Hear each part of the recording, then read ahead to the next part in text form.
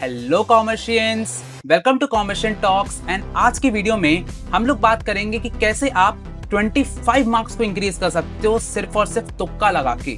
तो यहाँ पर जो तुक्का स्ट्रैटेजी है वो बहुत ज्यादा हेल्प करेगी आपकी उन क्वेश्चंस में जो क्वेश्चंस आपसे नहीं बनते। इसका जब हमने पार्ट 1 बनाया था तो आप लोगों ने बहुत ज्यादा प्यार दिया था। आपको ही नहीं पता होता कि आप अच्छा कर रहे हो बट आप कर रहे होते हो, और हमसे बोला कि भैया पार्ट 2 लेकर के आओ। तो यहाँ पर हम लोग अब नई ट्रिक्स को यहाँ पर यूज करेंगे ताकि आपका यहाँ पर कोई भी क्वेश्चन गलत ना हो और आप टॉपर्स की तरह यहाँ पर अपने मार्क्स को इंक्रीज कर सको। तो यहाँ पर सबसे पहले मैं बात करूंगा अपने कमेंट सेक्शन के बारे में, क्योंकि मैं सारे कमेंट्स के यहाँ पर पढ़ता हूँ। तो यहाँ पर एक कमेंट आया था कि क्या दिन आ गए हैं, तुक्का जो पूरा लक है उसे साइंटिफिक तरीके से देखना पड़ रहा है। और यहाँ पर मैं ध्यान से देखूंगा 5 लाइक भी मिले हैं। तो यहाँ पर जो कमेंट था ये फर्स्ट पार्ट पे आया था। तो यहाँ पर जो तुक्का है ना, अगर वो लक से सिर्फ चल रहा होता ना तो यहाँ पर पूरे लड़के फेल हो जाते। यहाँ पर सिर्फ लड़कियां पास हो रही होती, क्योंकि लड़कियां ही लकी होती हैं, क्योंकि पूरे लड़के अपना लक जो है वो लड़कियों को दे देते हैं। तो यहाँ पर लड़के तो पूरे फेल हो जाते। तो मैंने कहा नहीं भाई, ऐसा नहीं होता है, क्योंकि यहाँ पर जो तुक्का होता है ना, जो तुक्का स्ट्रैटेजी होता है वो पूरा का पूरा साइंटिफिक है। वो एक लॉ पर भी बेस्ड है, जिसको मैं आगे आपको बताऊंगा। और ये भी बताऊंगा कि कहाँ पर तुक्का लगाना है, कहाँ पे नहीं लगाना है, यानी कि पूरा एक सही तरीका आपके सामने यहाँ पर आज होने वाला है। तो यहाँ पर सबसे पहले मैं बात करता हूँ सीयूटी के पेपर पैटर्न की। अब अगर मैं पेपर पैटर्न की बात करूंगा तो यहाँ पर हम सब लोग जानते हैं कि एक नेगेटिव मार्किंग हमारे सामने होने वाली है। यानी कि अगर आपने सारे क्वेश्चंस पे तुक्का लगाया तो सारे क्वेश्चंस पे -1 हो जाएगा और बहुत दिक्कत हो जाएगी, क्योंकि अगर लक यहाँ पर पूरी तरीके से आप मतलब लक पर बेस्ड हो, आप किस्मत के भरोसे चल रहे हो कि भाई -1 सारे क्वेश्चंस पे लगा दिया। लेकिन अगर आपने कोई सिलेक्टिव क्वेश्चंस पे यहाँ पर तुक्का लगाते हो, यानी कि कुछ क्वेश्चंस ऐसे हैं जिस पर आप तुक्का लगा करके आए, तो भाई आपके जो नंबर हैं वो 25 मार्क्स मैंने यहाँ पर बोला उससे ज्यादा भी बढ़ सकते हैं। कैसे, यहाँ पर देखो। तो सबसे पहले सिलेक्शन कैसे करना है क्वेश्चंस की वो समझाता हूँ। अगर आपके सामने 50 क्वेश्चंस हैं, 50 क्वेश्चंस आप देखोगे, 50 क्वेश्चंस को एनालाइज करोगे, 50 में से जो 15 क्वेश्चंस होंगे वो बिल्कुल इजी होने वाले हैं। बिल्कुल इजी होने वाले हैं कि भैया थ्योरी क्वेश्चन आ गया, मैथ्स द कॉलम में आ गया, केस बेस्ड में आ गया, बिल्कुल आपने पढ़ करके रखे। 15 क्वेश्चन आप आराम से करके आओगे, कोई दिक्कत आपको नहीं। सेकंड इज यहाँ पर आएंगे मॉडरेट क्वेश्चंस। ये मॉडरेट क्वेश्चंस का जो नंबर है ये भी 15 होगा, यानी कि जो नेक्स्ट 15 क्वेश्चन होंगे उसमें आपको हल्का सा दिमाग लगाना पड़ेगा, हल्का सा ज्यादा टाइम लगेगा। देखो, क्वेश्चंस का जो टफ लेवल होता है ना वो आपका टाइम लेता है और आपकी एनर्जी लेता है, दिमाग की एनर्जी। तो यहाँ पर 15 क्वेश्चंस आपने फिर से कर लिए, क्योंकि आपने इतनी ज्यादा प्रैक्टिस करी है, आपने मेरे मॉक टेस्ट करे हैं, आपने दूसरों के मॉक टेस्ट करे हैं, भैया बनना चाहिए यार। ये 15 क्वेश्चन और हो गए, तो 30 क्वेश्चन अपने तो यहीं पर फाइनलाइज हो गए। अब बाकी के बचे 20 क्वेश्चन। तो इन 20 क्वेश्चन में से जो 10 क्वेश्चन हैं वो यहाँ पर हार्ड वाले आने वाले हैं। ये होंगे हार्ड क्वेश्चंस। ये अकाउंट्स में हो सकते हैं, या आपको फिजिक्स में मिल सकते हैं, या आपको इंग्लिश में मिल सकते हैं। हर सब्जेक्ट में आपको थोड़े से हार्ड क्वेश्चंस मिलते हैं जो आपको नहीं बनते। या तो आपने ये पढ़ा नहीं है, या तो फिर थोड़ा सा ऐसा ट्रिक किया है एनटीए ने कि भैया यहाँ पर समझ में नहीं आ रहा। लेकिन इसमें से क्योंकि 50 में से सिर्फ 40 क्वेश्चंस हमको करने होते हैं, तो यहाँ पर 5 क्वेश्चंस हम लीव कर सकते हैं 5 क्वेश्चंस, और 5 क्वेश्चंस हम यहाँ पर कर देंगे सॉल्व। तो हार्ड क्वेश्चंस में अगर आपने देखो बेटा मतलब पूरी की पूरी यहाँ पर प्रैक्टिस करके आ रहे हो तो आपको ये वाले क्वेश्चन बनने चाहिए। तो ये वाले भी कर दिए। अब होगा क्या कि बाकी के बचे यहाँ पर 10 क्वेश्चंस। इसमें से भी जो 5 है आप लीव कर दोगे। आप लोग जानते हो जो कंफ्यूजिंग क्वेश्चंस आपके सामने हैं, 5 आप लीव कर दोगे, लेकिन 5 तब भी बच जाएंगे। और ये जो 5 क्वेश्चन है सबसे ज्यादा आपको दिक्कत करने वाले हैं। यानी कि 40 में से 35 क्वेश्चंस, इस 40 में से 35 क्वेश्चंस करना आपके लिए आसान खेल होगा, लेकिन जो लास्ट के 5 क्वेश्चंस होंगे वो होंगे कंफ्यूजिंग क्वेश्चंस। उसमें कंफ्यूज हो जाओगे कि भैया यहाँ पर ए होगा, बी होगा, सी होगा, डी होगा, बिल्कुल कंफ्यूज। क्वेश्चन में कंफ्यूज हो जाओगे, असर्शन रीजन का हो सकता है, केस बेस्ड का हो सकता है, सीक्वेंस बेस्ड का, कुछ भी हो सकता है। अब क्या करोगे यहाँ पर, यहाँ हम खेलेंगे तुक्का स्ट्रैटेजी, यानी कि लास्ट के 5 क्वेश्चंस में तुक्का स्ट्रैटेजी का अपन को यूज करना। कैसे करेंगे आओ देखो। सबसे पहले अपना जो टोटल स्कोर कितना होगा, तो देखो अपन लोग ने 35 क्वेश्चन यहाँ पे कर लिए, 35 क्वेश्चन अपन ने सही कर लिए हैं, उस पर अपन को मिलेंगे 5 नंबर। अब अगर 5 नंबर यहाँ पर मिल जाते हैं तो 175 मेरा स्कोर हो जाता है। यानी कि 175 नंबर तो अपने पक्के हैं, क्योंकि अपन लोगों ने मेहनत करी है उसके लिए। लेकिन लास्ट के 5 क्वेश्चंस की अगर मैं बात करता हूं, वहां पर आपको दिक्कत जा रही है। ठीक है, अब यहाँ पर अगर आपने यहाँ पर तुक्का नहीं लगाया, यानी कि आपने सोचा कि भाई नहीं लगाते यार तुक्का, यहाँ पर छोड़ करके आ जाओ, तो आपका कोई भी नेगेटिव नंबर यहाँ पर नहीं होगा, कोई भी नेगेटिव मार्किंग नहीं होगी, ना ही आपको नंबर मिलेगा। तो आपका फाइनल स्कोर यहाँ पर 175 हो जाएगा। बट ये एक बहुत ही गलत चॉइस है।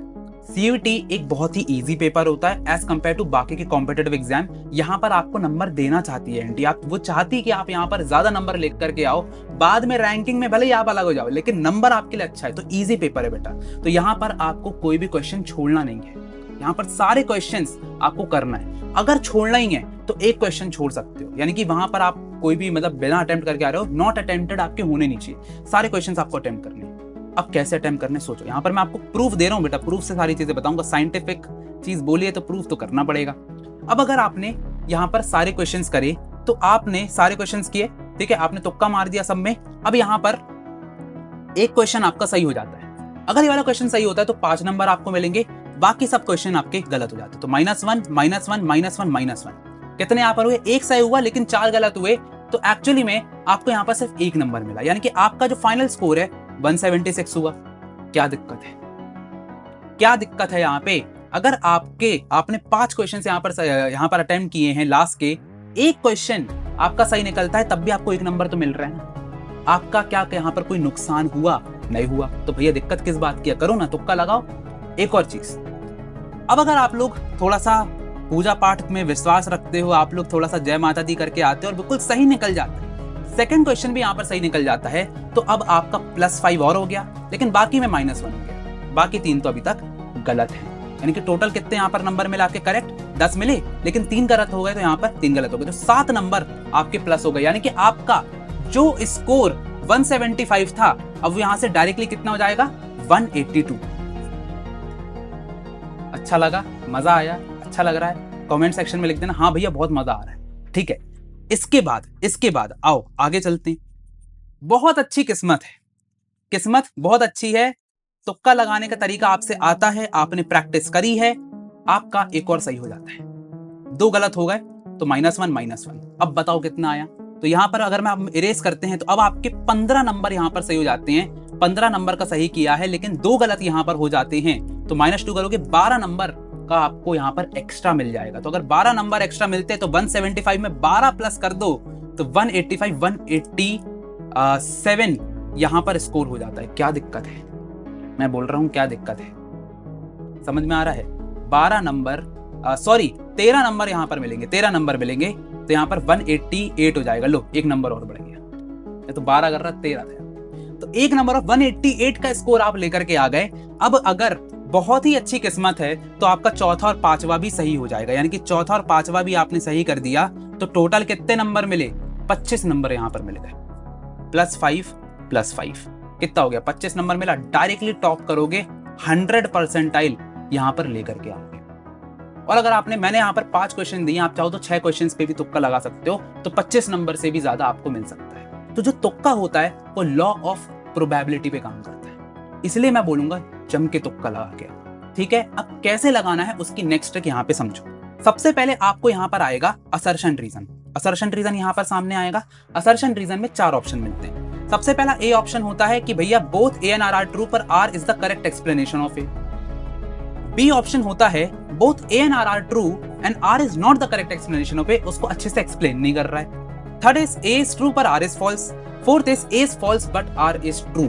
यहाँ पर 4 ऑप्शन आपको मिल रहे होते हैं और आप अपन कंफ्यूज होते हैं। ट्रिक यहाँ पर ये है कि 80% टाइम आपका जो ऑप्शन होगा वो या तो ए होगा या तो बी होगा। अरे भैया ये कैसे बोल दिया आपने, मतलब कुछ भी बोल रहे हो आप, ऐसा थोड़ी होता है। ऐसा ही होता है क्योंकि ये एनटीए का एग्जाम है। एनटीए जेई का एग्जाम भी कंडक्ट करती है, नीट का भी कंडक्ट करती है, सीयूटी भी कंडक्ट करती है, बहुत सारे एग्जाम कंडक्ट करती है इंडिया में। तो भैया सबको अगर आप एनालाइज करके आओगे तो यहाँ पर जो मैक्सिमम जो आपका ऑप्शन निकलता है वो ए और बी में से निकलता है। क्यों निकलता है? क्योंकि देखो यार, अगर आपने कोई भी असर्शन पढ़ा है, कोई भी रीजन पढ़ा है, अगर असर्शन यहाँ पर सही निकलता है, रीजन गलत मिलता है, आप डायरेक्टली क्या करोगे? सी ऑप्शन डाल दोगे। आप पूरा क्वेश्चन पढ़ोगे नहीं, दिमाग नहीं लगाओगे, आप डायरेक्टली सी डी में से कर दोगे। इसलिए आपका दिमाग यहाँ पे खराब हो, इसलिए यहाँ पर आपको कंफ्यूज करने के लिए ए या बी ऑप्शन में से होता है। तो यहाँ पर अगर मैं एक एग्जाम्पल के तौर पर लेकर चलता हूँ, यहाँ पर ये एग्जाम्पल सबको समझ में आएगा, कोई भी इर्रिस्पेक्टिव ऑफ सब्जेक्ट्स। चाइना और पाकिस्तान जो है यहाँ पर वो एक ब्राइटर साइन दिखा रहे हैं अर्बनाइजेशन देन इंडिया, यानी कि इंडिया से ज्यादा अर्बनाइजेशन चाइना और पाकिस्तान ने किया है। इंडिपेंडेंस से पहले की बात चल रही है यहाँ पे, नहीं इंडिपेंडेंस से बाद की बात चल रही है, वो 1990 की, थोड़ा सा इंडियन इकोनॉमी का क्वेश्चन है, समझ जाओगे। तो ये वाला पॉइंट सही है कि यहाँ पर ज्यादा अर्बनाइजेशन वहां पे हो रहा था। रीजन यहाँ पर बोला गया था कि अर्बनाइजेशन जो होता है वो यहाँ पर स्ट्रक्चरल ट्रांसफॉर्मेशन कर रहा होता है कंट्री का, यानी कि अपना जो स्ट्रक्चरल ट्रांसफॉर्मेशन होता है, यानी कि बेसिकली कंट्री में इंफ्रास्ट्रक्चर अच्छा कर रहा होता है। बिल्कुल सही बात है, दोनों ही चीजें ट्रू है। अपन लोग डायरेक्ट क्या कर देंगे, ए ऑप्शन डाल देंगे। ए ऑप्शन भाई, ए ऑप्शन है भाई, दोनों ट्रू है, ए ऑप्शन। बट आपको थोड़ा सा दिमाग यहाँ पे लगाना है, क्या इन दोनों का कोई रिश्ता है? क्या जो असर्शन उसको करेक्टली यहाँ पर एक्सप्लेन कर रहा है? यहाँ पर क्या बोल रहा है, चाइना और पाकिस्तान जो है उसने ज्यादा अच्छी साइन दिखाए थे अर्बनाइजेशन की, यानी कि ज्यादा अच्छा शहरी यहाँ पर हो रहे थे वो। क्या एक्चुअली में जो रीजन है वो यहाँ पर इसको एक्सप्लेन कर रहा है? नहीं कर रहा है। यहाँ पर क्या बोल रहा है, सिर्फ अर्बनाइजेशन की डेफिनेशन दे रहा है, इससे मुझे कोई मतलब नहीं है, उसको करेक्टली एक्सप्लेन करना चाहिए था। तो आपको बस इतना देखना है कि क्या यहाँ पर इन दोनों की शादी करवा सकते हैं। शादी कब करवाएंगे, जब असर्शन को करेक्टली वो रीजन जो है एक्सप्लेन कर रहा होगा, बस इतना आपको करना है।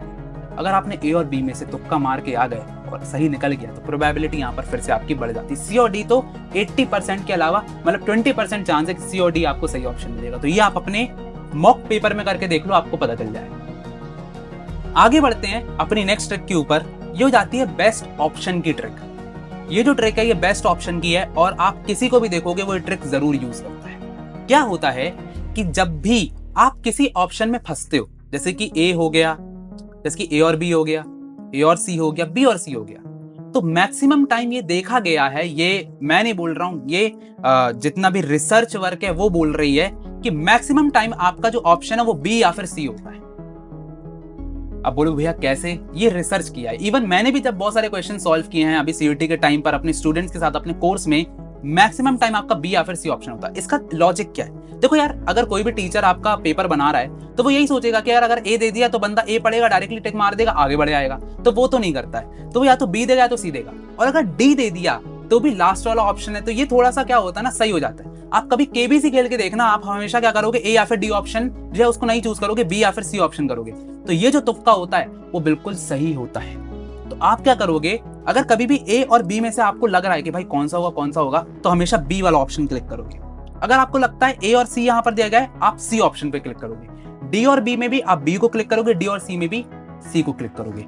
अब बहुत सारे बच्चे हैं, क्योंकि होशियार बच्चे तो मेरे, वो क्या बोलेंगे, भैया बी और सी में से आ गया, तो बी और सी में से आ गया तो बेटा फिर अपना जो क्लोजेस्ट इंस्टिंक्ट है उसका यूज करोगे, मतलब कि जो सबसे ज्यादा लॉजिक बिठा रहा होगा उसमें से एक तुक्का मार के आओगे। इसमें आपका एक और चीज मैं बता देता हूं, देखो यार, आपके मैंने दो ए और डी दो ऑप्शन को तो वैसे ही एलिमिनेट करा दिया, आपको सिर्फ बी और सी में से चुनना है, तो आपकी प्रोबेबिलिटी यहां पर बढ़ जाती है। अपन को क्या करना है, एलिमिनेट करना है ताकि अपनी प्रोबेबिलिटी बढ़ जाए। आगे बढ़ते हैं, तो लास्ट अपना जो सबसे बेस्ट ऑप्शन यहां पर आता है, that is the practice method.